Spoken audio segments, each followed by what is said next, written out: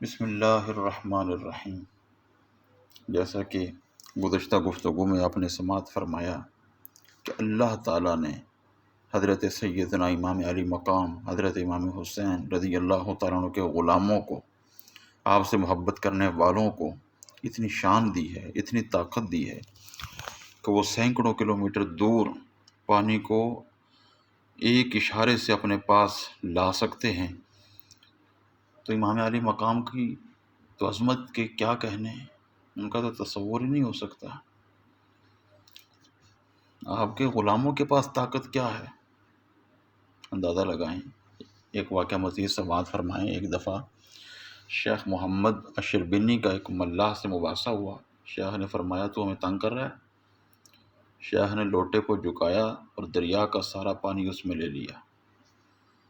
وہ تنگ کر رہا تھا، کوئی باتیں ہوئی ہوں گی، اور پانی اتنا اس کے اندر آ گیا، کہتے ہیں کہ کشتی زمین پر کھڑی ہو گئی۔ ملاح نے توبہ کی، معافی مانگی، تو آپ نے وہ لوٹا الٹا دیا تو دریا پھر جاری ہو گیا۔ یہ جمال الاولیاء میں علامہ نبھانی نے اس کو لکھا ہے۔ سیدنا ابراہیم علیہ السلام کے بیٹے سیدنا اسماعیل علیہ السلام وہ پیاس میں تڑپتے ہیں، واقعہ وہ آپ نے سنا ہی ہوگا۔ حضرت حاجہ اپنے بیٹے کی تڑپ دیکھ کر پانی کی تلاش میں جاتی ہیں۔ قبل اس کے کہ حضرت حاجرہ کہیں سے پانی تلاش کر کے لائیں، حضرت اسماعیل معصوم بچے تڑپتے ہوئے، ایڑیاں رگڑتے ہوئے وہ کچھ کر رہے ہیں۔ اسماعیل علیہ السلام نے جو ہی ایڑیاں رگڑی، زمین کا سینہ پھٹ گیا اور وہ چشمہ نکلا جو ہزاروں سال سے آب زمزم کے نام پر آج تک جاری ہے۔ ذرا تصور کریں، فرات کا کنارہ تھا، اہل بیت محمد پر پانی بند تھا، علی اصغر پیاس کے لیے بلک رہے تھے، حضرت قاسم بلک رہے ہیں، حضرت سکینہ بلک رہی ہیں، حضرت علی اکبر بلک رہے ہیں، 72 نفس کئی دنوں سے پیاسے ہیں۔ تمازت آفتاب سے ریگ زار کربلا ایک آگ کا نمونہ پیش کر رہا ہے، لیکن امام حسین یزیدیوں سے پانی کی خیرات نہیں مانگتے۔ ایسا نہیں ہے کہ امام حسین رضی اللہ تعالیٰ عنہ کو اختیار نہیں، اختیار ہے۔ اگر اسماعیل علیہ السلام کی ایڑی سے آب زمزم کا چشمہ ابل سکتا ہے تو یہ تو مصطفیٰ کا نواسہ ہے، اور ایسا نواسہ ہے جسے آقا نے اپنی زبان چسوائی تھی، اپنی گردن کا راکب بنایا تھا۔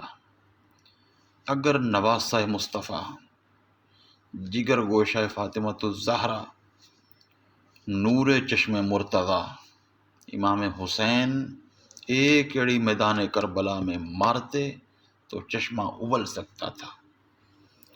دریا فرات کو حکم دے دیتے تو کربلا حسین کے قدموں میں آ جاتا، پانی حسین کے قدموں میں آ جاتا، وہیں لکیر کھینچ دیتے، کربلا کا ذرہ ذرہ چشمہ بن جاتا، ہاتھ اٹھا دیتے، موسلا دھار بارشوں کا سلسلہ شروع ہو جاتا۔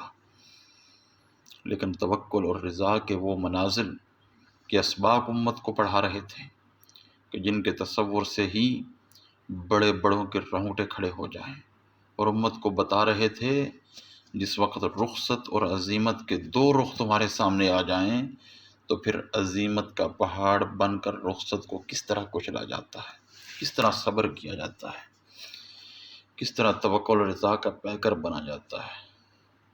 یہ درس کربلا ہے۔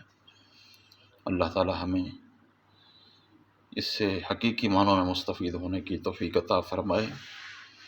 اگلی گفتگو ہماری اس سلسلہ کی آخری گفتگو ہوگی، انشاءاللہ زندگی رہی تو پھر اگلے محرم میں انشاءاللہ عز و جل پھر امام علی مقام کی سیرت کے کئی اور پہلو ذکر کیے جائیں گے۔ اللہ رب العزت عمل کی توفیق نصیب فرمائے، آمین یا رب العالمین، بحرمت سید العالمین۔